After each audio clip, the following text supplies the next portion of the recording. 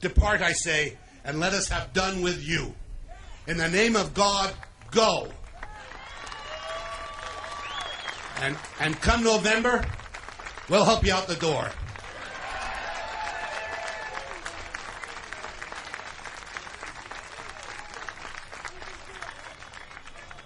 That is, you just heard from a Hollywood producer, a movie producer.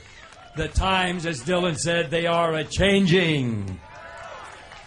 I forgot to mention that the book I held up a minute ago, Wayne Perryman brought a box of his books to you. If you want to pay him, which I would recommend, you can. But otherwise, he will give to the first folks who come over there to the table and get them. I don't want you to leave right now. We got some music coming up in just a little bit. Victoria Jackson's here. We're going to have some other music. But I have a news flash for a lot. All right. Hi, everybody. You know, I host a radio show Monday through Friday from 6 a.m. to 9 a.m. Pacific Standard Time. And sometimes I open up my radio show by saying that I am not an African American. I don't have an afro. I have an Amerifro. There are no African drums beating in my chest. The American guitar is playing in my heart. I am as black as the ace of spades. You turn these lights out, you won't see me. But 100% American all the way. 100% American. I want to give you a quick idea of what socialism looked like. I grew up in Alabama on a plantation in Alabama, and my parents and their parents and their parents worked this plantation, and so did I. I grew up at a time when black Americans were not allowed to live in certain areas, and we weren't allowed to move about in certain areas. I went to a movie theater once, and black folks had to sit in the balcony. We were not allowed to sit downstairs with white Americans. But that was okay with me because we had a better view from the balcony than they had from the bottom, so it was fine. But not one time, in spite of all that, not one time did we have to rely on the government. Not one time did I hear my grandparents or my parents say that we should hate white Americans. They said that if you work hard and do the right thing, treat people the way you would like to be treated, that you can make it in this country. That this is the greatest country in the world. And so I grew up like that. About 50 years ago, the government came in under Lyndon B. Johnson, and they said to black Americans that we're going to give you something. We owe it to you. Racism is holding you down. White folks are against you. So we're going to give you government programs. But you can't have it unless you take the fathers out of their homes. And for some reason, most or many black people said okay to that. And it was the worst decision that they've ever made for two reasons. One is that there is a spiritual order to life, whether we like it or not, whether we accept it or not, whether we know it or not. That order is God in Christ, Christ in man, man over woman, and women over children. And when you break that order, when you take the fathers out of the homes, you're taking the spiritual head of the family away from their wife and children. And they did that with the black family. And from that point forward, life went to hell in a handbasket. Because as you know, the government is anti-God, anti-family, anti-anything that's good. And so they removed that father, and black folks started to depend on the government. And after that, people like Jesse Jackson, and you heard of Jesse Jackson, right? I'll make this fast. For 5 years, my organization held the National Day of Repudiation of Jesse Jackson. We held it in front of his Rainbow Push office in Los Angeles on Dr. Martin Luther King Jr.'s birthday, because we wanted to show the difference between Dr. King's dream and Jesse Jackson's nightmare. And Dr. King said that one day black Americans would be judged by the contents of character and not color. But because of the government and the godless black leadership, like the NAACP, Jesse Jackson, and most of the black preachers who are not called by God but by their mama, black folks lack character. And here's an example. Today, 70% of black babies are born out of wedlock. When I was growing up, it was an embarrassment to have children out of wedlock. If you got pregnant, you would have to have a shotgun wedding. Now 70% of black babies are born out of wedlock because they are now relying on the government and the godless leadership. When I was growing up, abortion was unheard of. It was unheard of. Now every day, over 1,500 black babies are being aborted. And 70% of Planned Parenthood abortion mills are located in the inner cities around the country because the fathers are not there to protect their wives and children from this wickedness. And so we held this rally to expose Jesse Jackson, and we did it on Dr. King's holiday so we could expose him. Jesse Jackson cheated on his wife.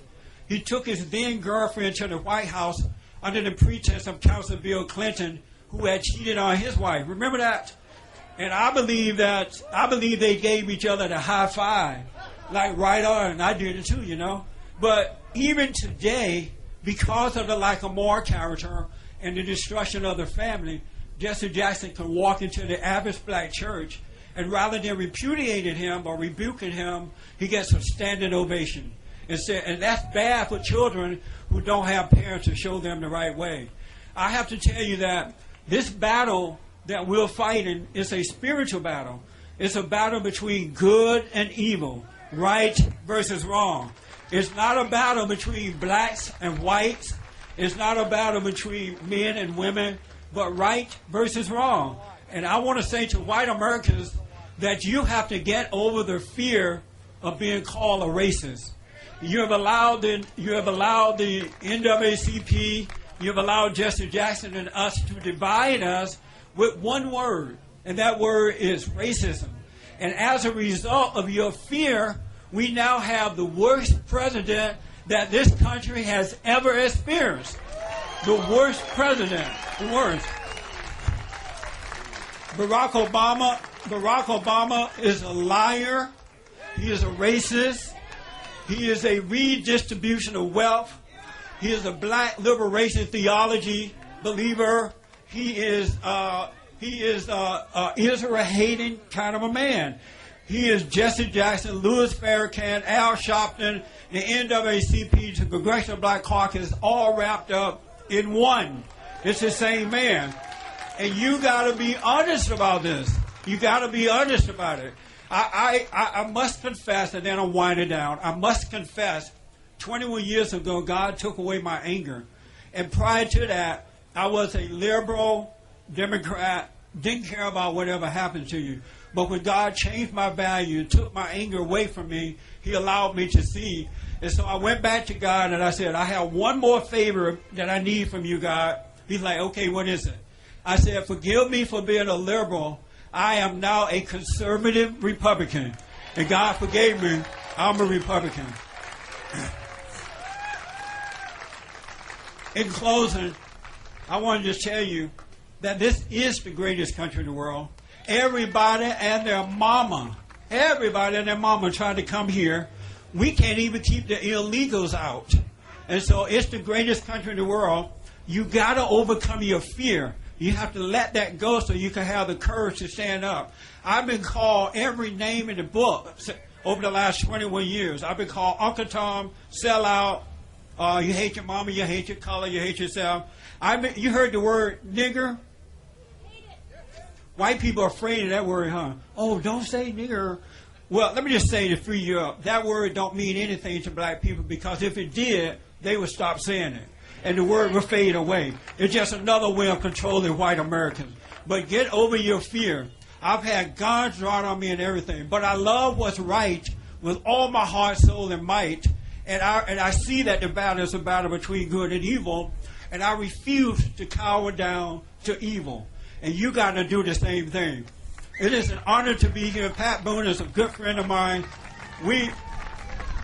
For the last 20 years, we have been rebuilding the families by rebuilding the man under my nonprofit organization, Bond. We have a home for young men. We're showing these guys how to overcome their anger. We find jobs, start businesses. We encourage them to get married before having children out of wedlock and to judge people based on character and not color.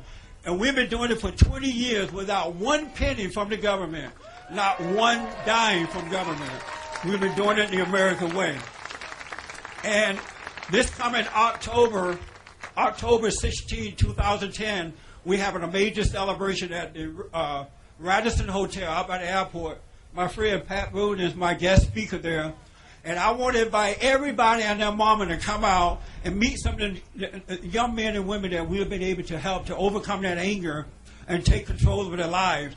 We have some material over here at the table, so pick some of that up. Again, overcome your anger so you can overcome fear. Speak up, but don't resent. And there is nothing on earth that can stop you once you overcome that anger. God bless you, and God bless America.